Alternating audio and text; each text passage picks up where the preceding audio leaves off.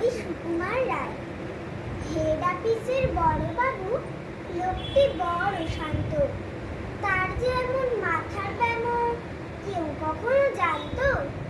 দিব্যি ছিলেন খোশ মেজাজে, চেয়ারখানি চেপে একলা বসে ঝিমঝিমিয়ে হঠাৎ গেলেন খেপে।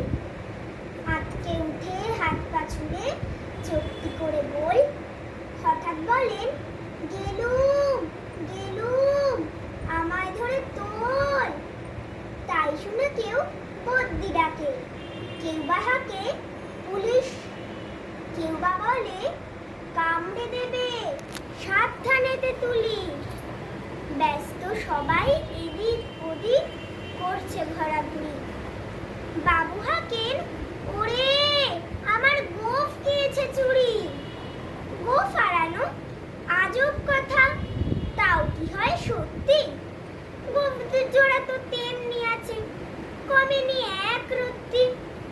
সবাই তারে বুঝিয়ে বলে, সামনে ধরে আয় না, মোটেও গোঁফ হয়নি চুরি, কখনো তা হয় না। রেগে আগুন তেলে বেগুন, তেরে বলেন তিনি, কারো কথার ধার ধারি নে, সব বেটাকেই চিনি।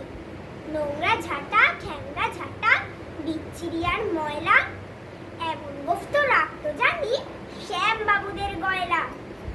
এ গোঁফ যদি আমার বলিস, করবো তোদের জবাই। এই না বলে জরিমানা করলেন তিনি সবাই। ভীষণ রেগে বিষম খেয়ে দিলেন লিখে খাতায়, কাউকে বেশি রায় দিতে নেই, সবাই চড়ে মাথায়। অফিসের এই বাদরগুলো মাথায় খালি গোবর, গোঁফ জোড়া যে কোথায় গেল কেউ রাখে না খবর। ইচ্ছে করে এই বেটাদের গোঁফ ধরে খুব নাচি, মুখ্যগুলোর মুন্ডু ধরে কোদাল দিয়ে চাচি। গোঁফ কি কারু তোমার আমার, গোঁফ কি কারু কেনা? গোঁফের আমি গোঁফের তুমি, তাই দিয়ে যাইছে।